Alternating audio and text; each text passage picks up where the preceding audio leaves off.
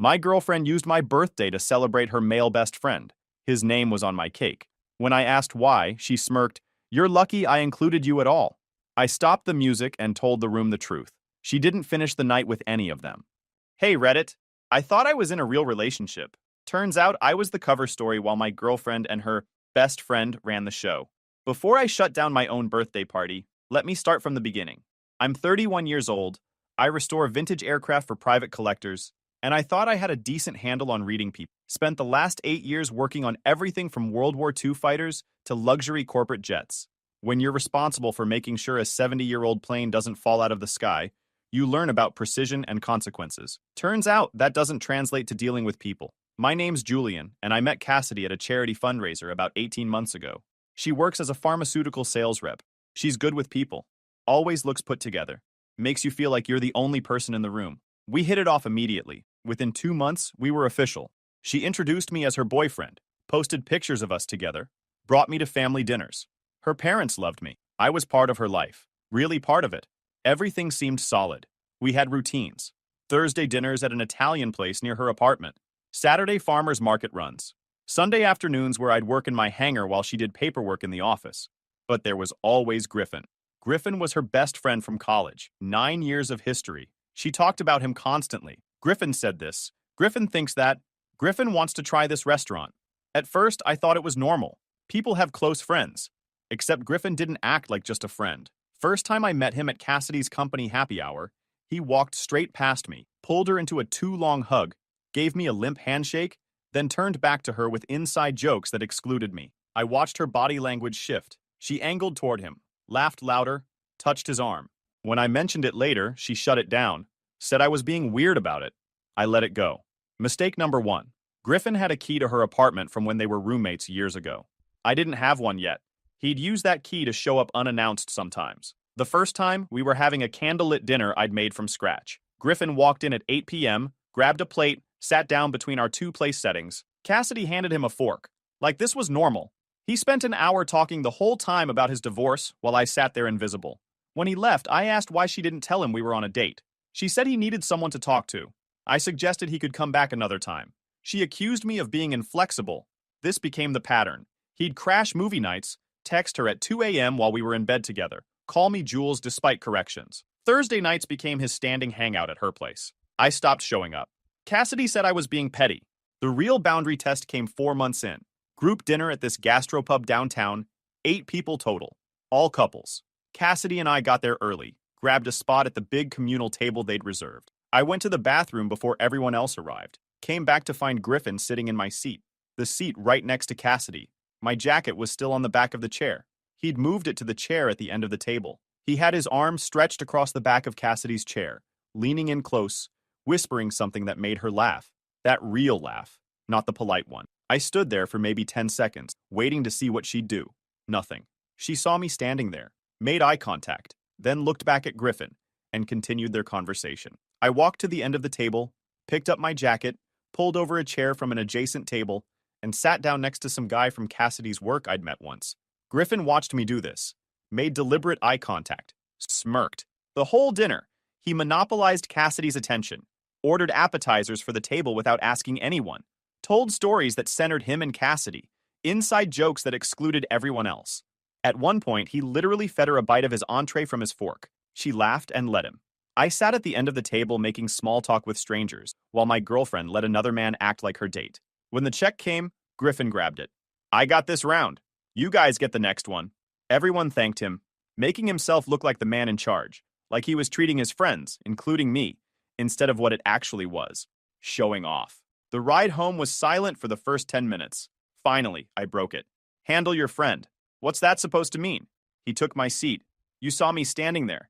You let him stay there for 2 hours. It's just a seat, Julian. You're being insecure. I'm not insecure.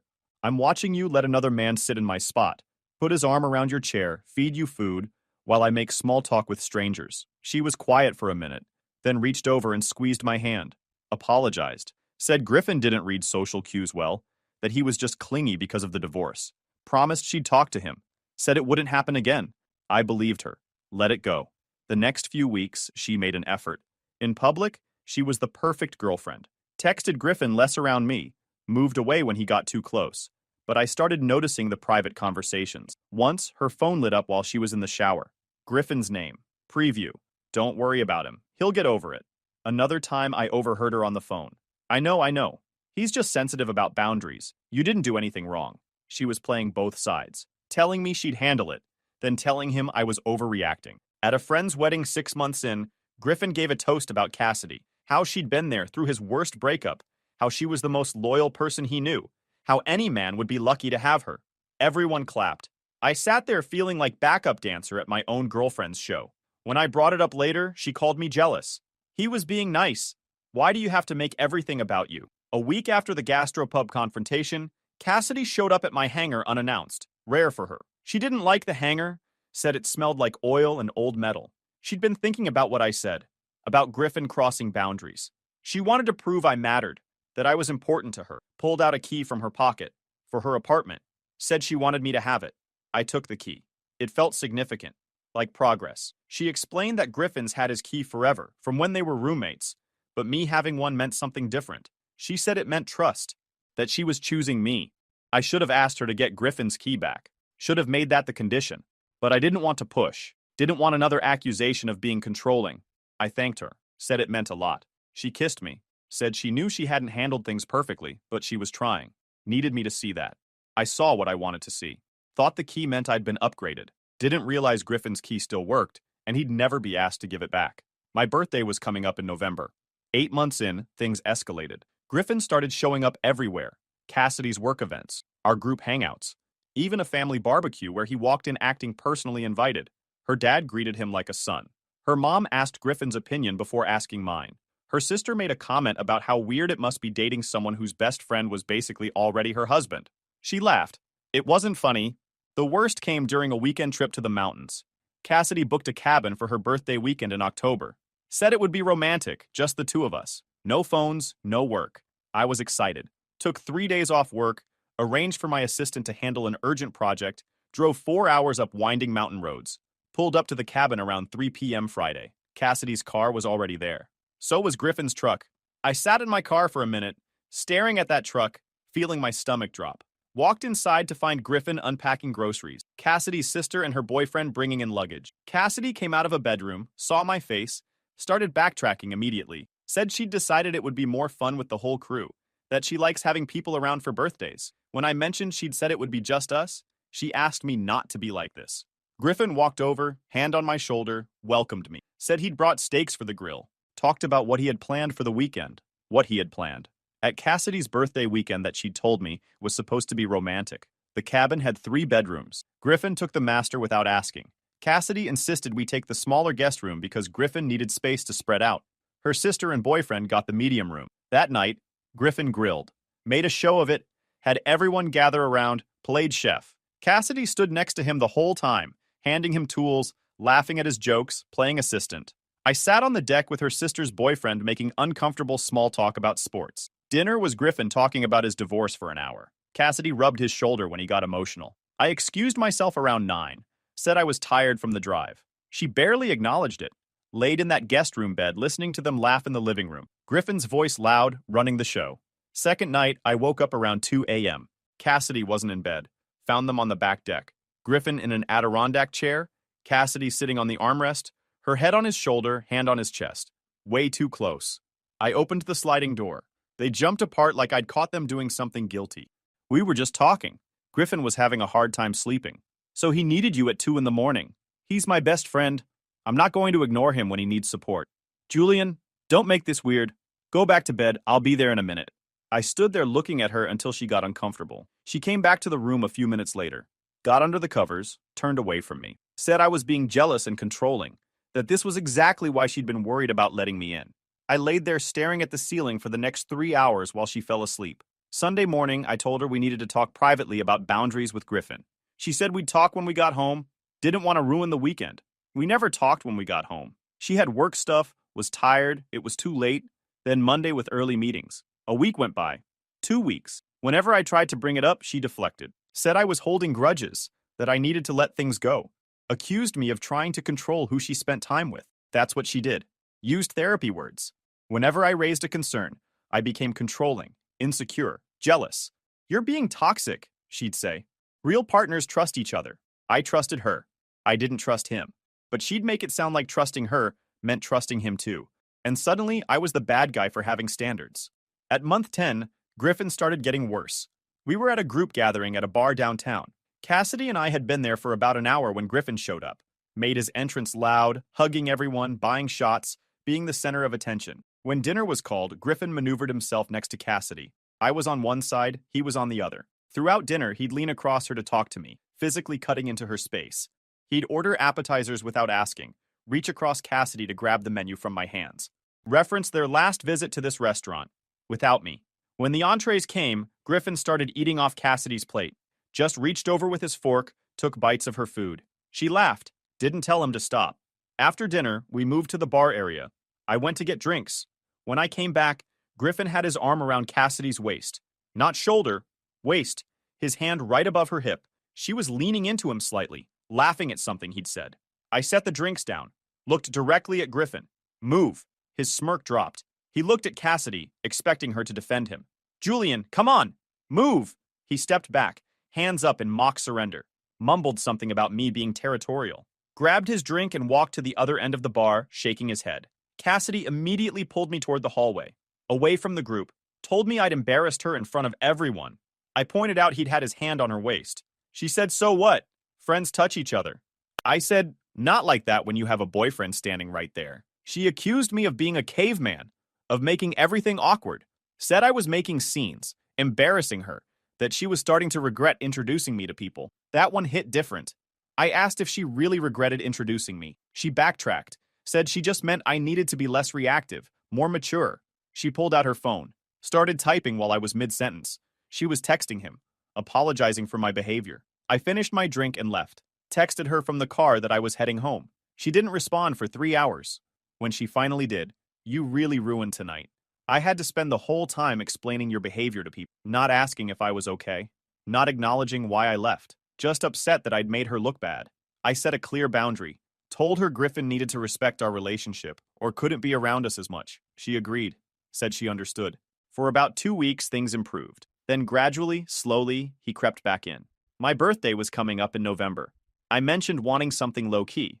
Dinner with close friends, maybe the aviation museum exhibit I'd been wanting to see. Cassidy got excited, said she wanted to throw me a real party, something special. I told her I didn't need anything big. She insisted, said she'd handle everything, I should just show up and enjoy. Something felt off about how excited she was. Not excited for me, excited about the party itself. I mentioned Griffin shouldn't be involved. She agreed immediately, too immediately. The week before my birthday felt off. Cassidy was on her phone constantly, texting, calling, coordinating something she wouldn't let me see. Whenever I walked into a room, she'd flip her phone over. It's a surprise. Stop trying to ruin it. But nothing suggested she was planning something for me. She seemed stressed, annoyed when I asked basic questions. Just be at the watershed at 7 on Friday. That's literally all you need to know. The watershed was this event space downtown. $875 minimum just for the venue. I joked once it better be worth it. Cassidy loved it. Tuesday, I came home early, found Cassidy on a video call, bedroom door closed. I could hear her through it talking about not putting his name on anything visible because he'd see it when he walked in. I opened the door. She ended the call immediately. Claimed it was just venue stuff when I asked. When I asked why my name couldn't be visible, she got annoyed. Said it was a surprise element. Asked why I had to question everything. Wednesday morning, her phone buzzed on the counter. Text from Griffin. Can't wait for Friday. This is going to be perfect. I stared at that message. Griffin was excited about my birthday party. Griffin, who I'd specifically said shouldn't be involved. Wednesday night, I got a text from my friend Cameron. We'd met in college, both engineering majors. Stayed close over the years. Hey man, weird question. Is Griffin going through something? Cassidy added me to the party planning chat and made it sound like this celebration is really important for him. I read that 3 times. Called Cameron immediately. He explained that Cassidy had added about 15 people to a group chat. Said it was a big celebration, that Griffin really needed the support this year. That my birthday was perfect timing to make it special. Cameron sent me the screenshot. Group chat called Party Planning, November 22nd. Cassidy's message, so excited to bring everyone together to celebrate someone who's been through so much this year. Griffin really needs to feel the love from his people. Julian's birthday is perfect timing to make it special. I saved that screenshot. Knew I'd need it. When Cassidy got home, I was sitting in the living room. Is Griffin coming to this party? Her face changed, guilt for a second, then defiance. Why are you obsessing over Griffin? This is your night. That's not an answer. He might stop by. I can't control who shows up. I showed her the screenshot from Cameron, her telling the planning chat this party was really for Griffin, that my birthday was just convenient timing. She went pale, asked who told me. I asked if it mattered, pointed out that she'd lied. She said she didn't lie, that she was trying to do something nice for both of us. Griffin was going through hell with his divorce and job loss. She thought she could combine them. I told her my birthday party wasn't efficient. She accused me of being selfish, said this was exactly the toxic behavior she'd been talking about. I stood up, said I was going to the hangar. When I got back, she needed to decide if this party was for me or for him, because it couldn't be both. She didn't answer. Friday morning, I woke up to her text. Can't wait for tonight. You're going to love it. The pit in my stomach wouldn't go away. I left work at 6, parked a block away from the watershed, walked past the entrance, looked through the windows. The space was set up. Decorations, tables, a banner I couldn't read clearly. People inside organizing. At 6:45, Griffin showed up. Not as a guest, carrying a box, walking in like setup crew. I waited until 7 exactly, then I walked in. I walked into the watershed at 7 exactly. The space was packed, had to be 30, maybe 40 people. Music playing from a DJ set up in the corner, people laughing with drinks in hand, full party mode. The venue itself was nice, I'd give Cassidy that. High ceilings, exposed brick walls, that expensive warehouse look. The decorations were generic. Balloons in silver and black. Streamers. Basic party store inventory. Nothing personal. Nothing suggesting this party was tailored to who I am. The kind of setup you'd get if you just told a party planner, make it look festive, without giving them any actual information about the person being celebrated. But there were photos everywhere of Cassidy and Griffin. Framed pictures scattered across cocktail tables throughout the room. A whole wall display near the bar showing them at various events over the years. Vacations to tropical beaches I'd never been to with her. Weddings where they were clearly each other's plus ones. Concerts, music festivals, birthday parties. In every single photo, they looked close. Like people who'd known each other forever. Arms around each other, heads touching, laughing at inside jokes. They looked like a couple. The banner over the main table said, "Celebrating new beginnings." Not, "Happy birthday, Julian," just new beginnings. Near the entrance was a memory board. Note cards pinned up with messages. I walked closer, read them. So proud of how far you've come. You deserve this fresh start. Can't wait to see what's next for you. None of them mentioned my name. None referenced a birthday. I stood there taking it in. Cassidy spotted me, rushed over with a huge smile. "You're here. What do you think? Interesting decorations?" Her smile faltered. "What do you mean? Where's my name?" "It's implied. Everyone knows it's your birthday." She said it like she'd already decided I'd swallow it. I looked around. Half these people I'd never met. Cassidy's pharmaceutical colleagues from other regions. People from her gym. Distant cousins. Based on the decorations and signage, they'd have no idea whose birthday this actually was. Griffin appeared next to her, drink in hand, way too comfortable. He was wearing a blazer I'd never seen before, hair freshly cut. The kind of effort you make when you're the guest of honor. "Jules, happy birthday, man." He went in for a hug. I didn't move. Cassidy grabbed my hand. "Come on, people want to say hi."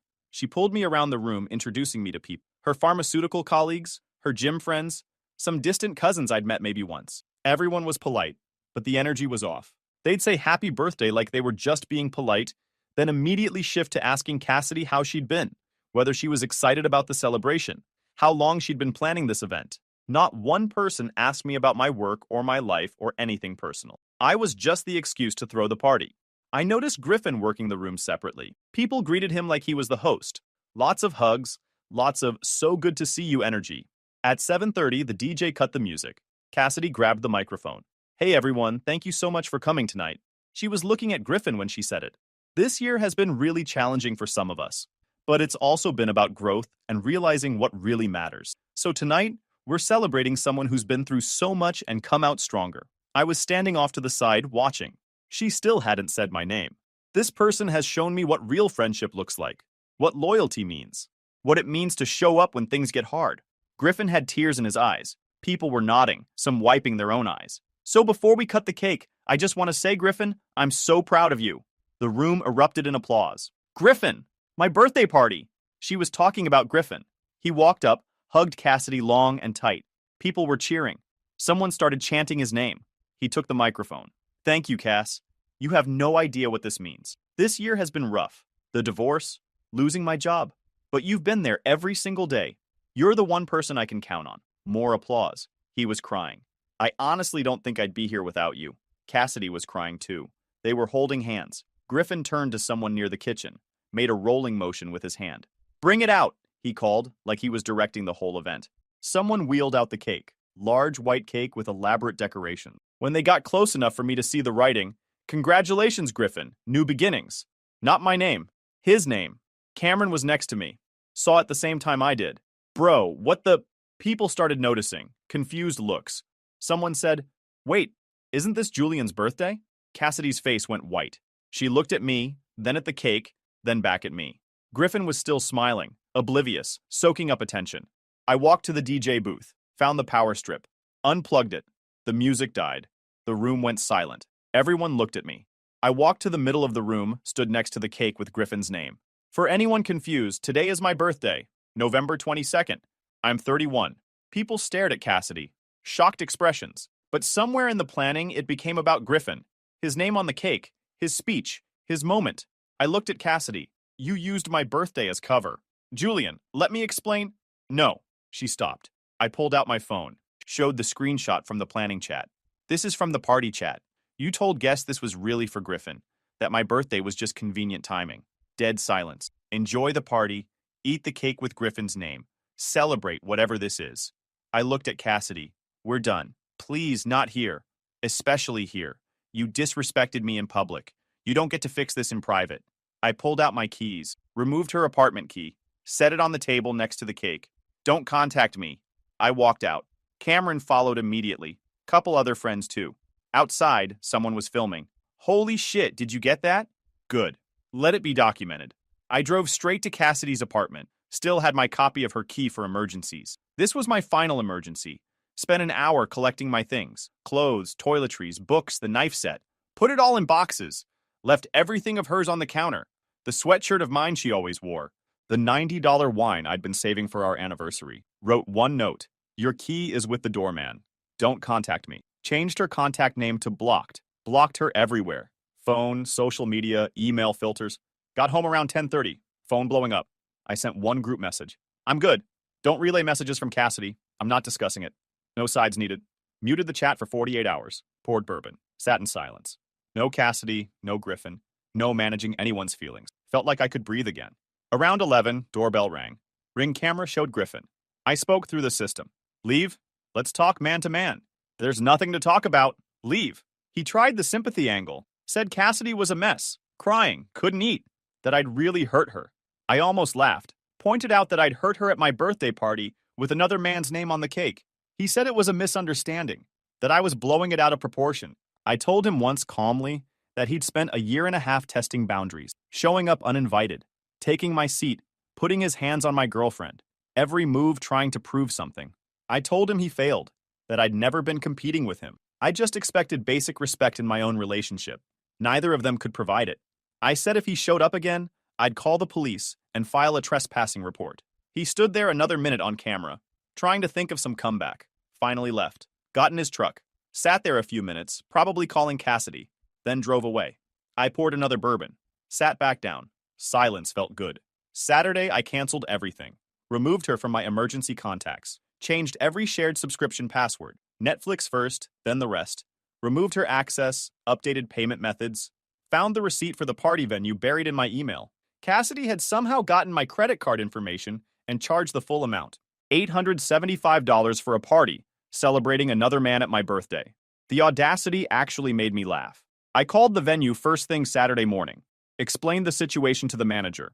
She was sympathetic, but said refunds weren't their policy. I thanked her and hung up. Called my credit card company next. Initiated a chargeback.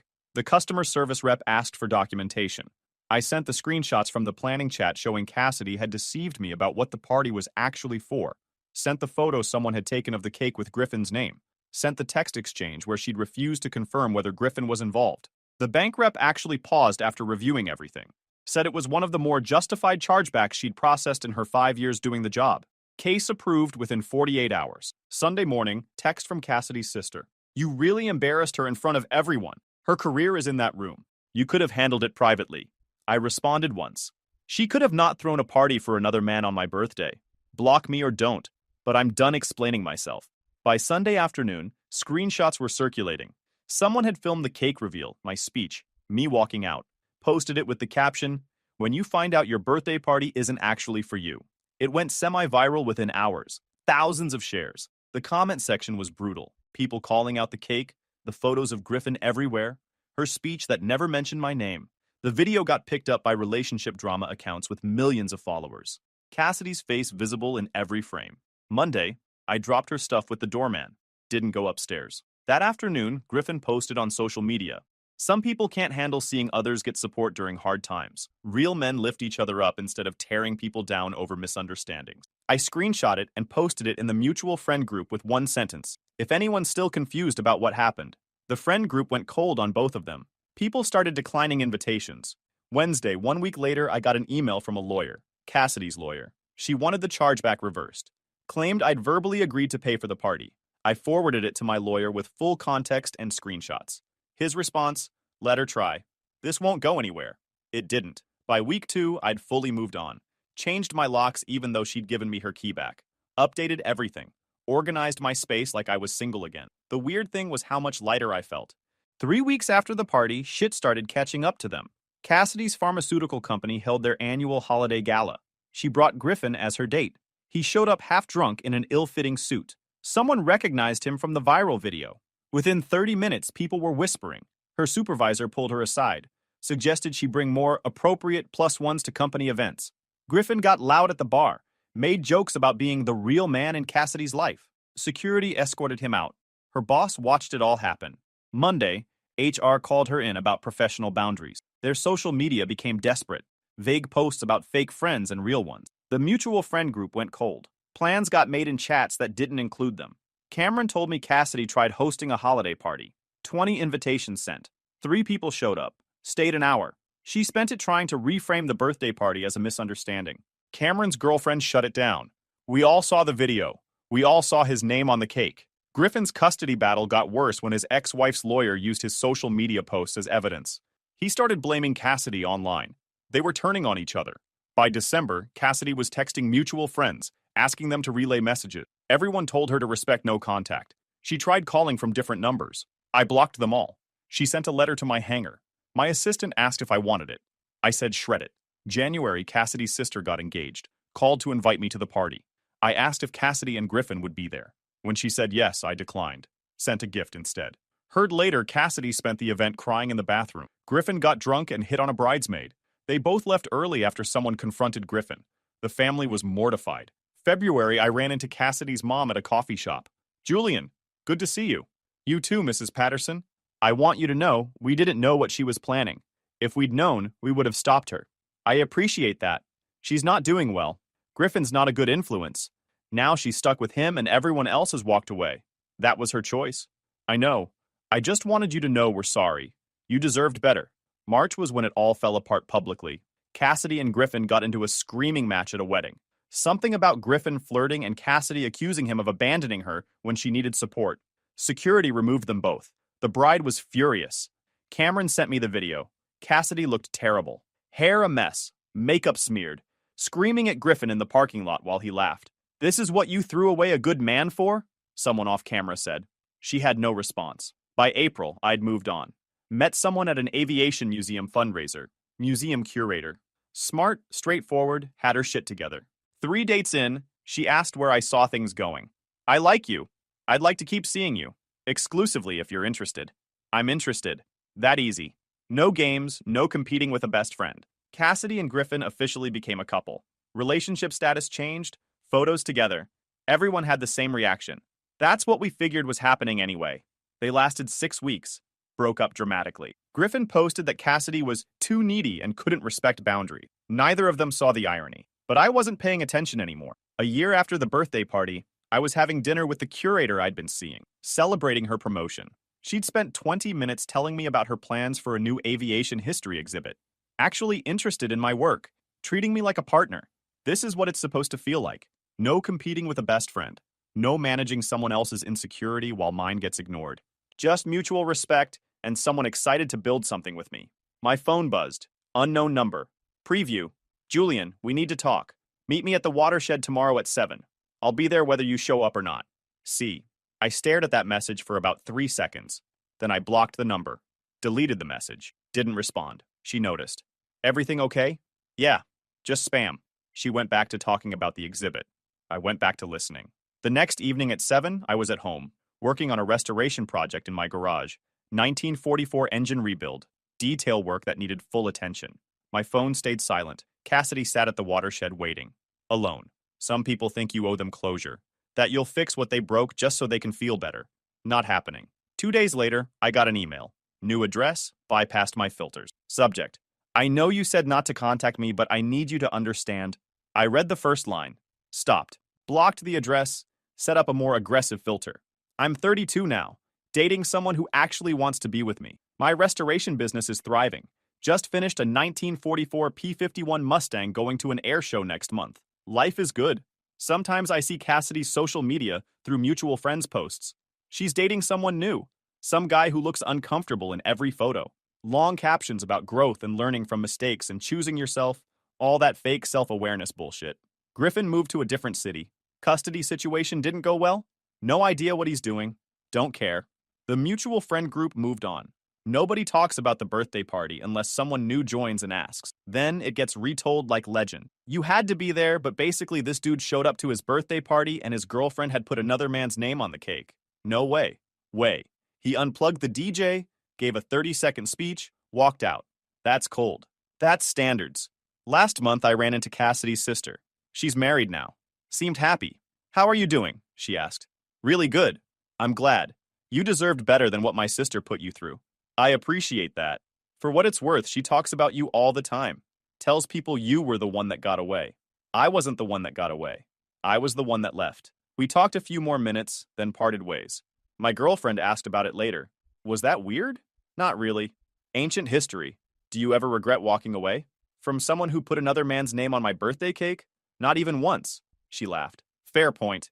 2 weeks ago, Griffin tried one last time. Unknown number. Text preview. Julian, it's Griffin. I know it's been a while, but I wanted to reach out man to man and clear the air. Blocked. Deleted. Kept working on the engine rebuild. My girlfriend came into the garage. Dinner's ready. Be right there. She kissed my temple, headed back inside. I finished tightening the last bolt, cleaned my hands, and followed her in. Guys, we are so close to hit 100,000 subscribers on this channel. If you are not subscribed to the channel, please consider subscribing. It really helps hit that 100,000 mark. Thanks for making this dream come true.